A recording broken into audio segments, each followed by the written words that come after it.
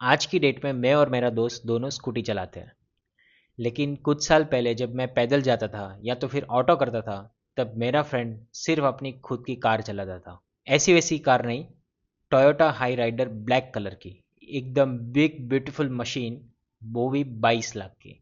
उसके बाद तो उसने आलीशान घर ले लिया, डेस्टिनेशन वेडिंग की, और साल में 2 बार फॉरेन ट्रिप पे जाने लगा। लेकिन 2025 में जब उसकी जॉब चली गई, तब सब कुछ बंद हो गया, क्योंकि उसकी सारी सेविंग्स बर्बाद हो गई घर के ईएमआई, गाड़ी के ईएमआई और फॉरेन ट्रिप्स के ईएमआई भरपाई करने में। और थोड़े ही महीनों के बाद इंश्योरेंस कंपनी ये सब कुछ सील करके ले गई, और उसको भी मेरे साथ अभी स्कूटी पे आना पड़ता है। तो आज इस वीडियो में मैं आपको बताऊंगा कि क्यों गरीब दिखना आपको अमीर बना सकता है, और ऐसे कौन सी चीज़ें हैं जिससे आप अमीर दिख तो सकते हो लेकिन एक्चुअल में आप गरीब हो रहे हो। सबसे पहला पॉइंट है वांट्स ओवर नीड्स, जैसे मेरे फ्रेंड के साथ हुआ।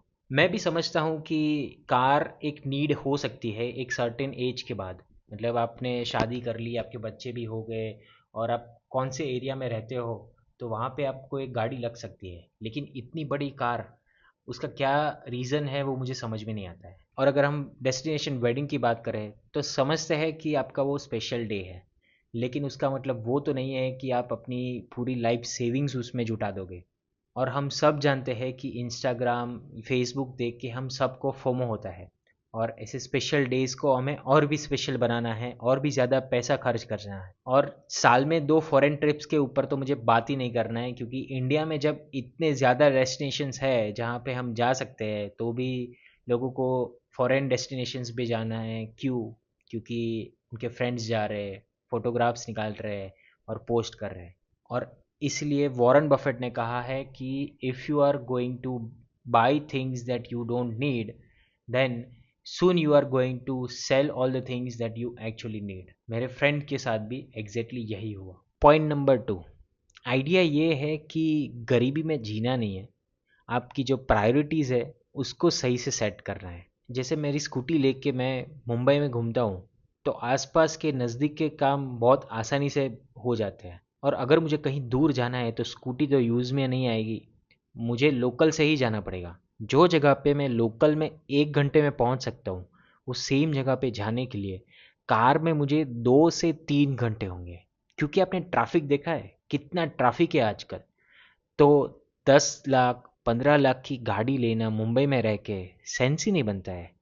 तो इसलिए मैं सोचता हूँ कि प्रैक्टिकल चीज़ों पे ज़्यादा फोकस करना चाहिए। जैसे कि ये मेरा laptop top of the class नहीं है, लेकिन मेरा काम बन जाता है।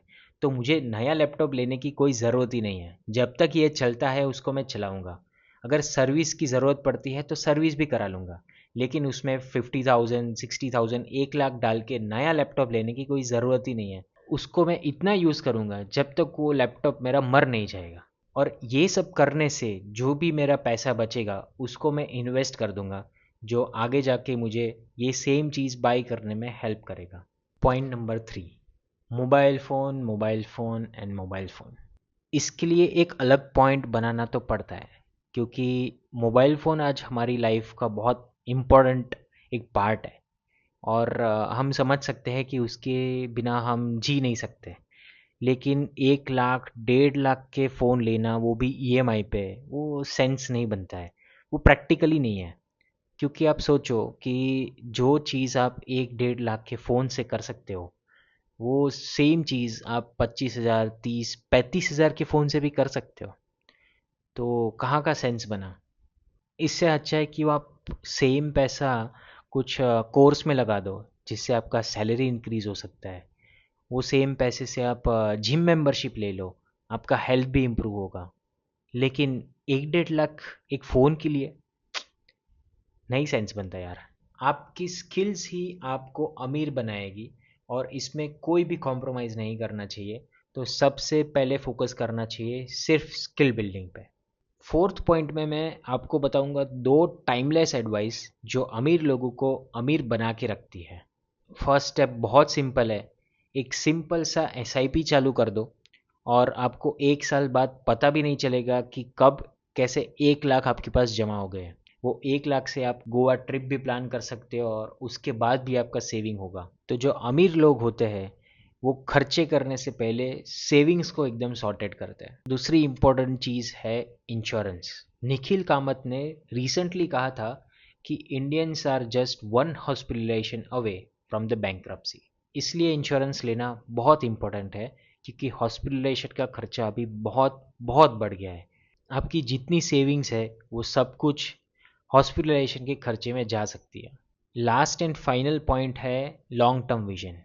हर एक को थोड़ा ना थोड़ा लॉन्ग टर्म विजन रखना ही चाहिए। आज दुनिया कौन सी डायरेक्शन में जा रही है, क्या क्या चेंज हो रहा है, आपको पर्सनली क्या चाहिए लॉन्ग टर्म में, वो सब सोच के आपको ट्रेड ऑफ करने ही पड़ते हैं। जैसे कि अगर आपने ये वीडियो पे क्लिक किया है तो आई थिंक आप फाइनेंशियल फ्रीडम भी अचीव करना चाहते हो। 40-50 की एज के बाद आपको थोड़ा कम काम करना है या तो फिर काम नहीं करना है, तो उसके लिए आज के दिन में आपको थोड़ा ट्रेड ऑफ करना ही पड़ेगा। और looking poor could be one of that trade off, और वही रास्ता होगा आपको फाइनेंशियल फ्रीडम अचीव करने के लिए। आप डाउनलोड कर सकते हो अल्टीमेट पर्सनल फाइनेंस गाइड, जो टोटली फ्री ऑफ कॉस्ट है, और उसकी लिंक आपको मिल जाएगी डिस्क्रिप्शन में। अगर आपको वीडियो अच्छा लगा तो कमेंट करो, लाइक करो, और अपने फ्रेंड के साथ शेयर करो जो एसयूवी लेके घूमता है।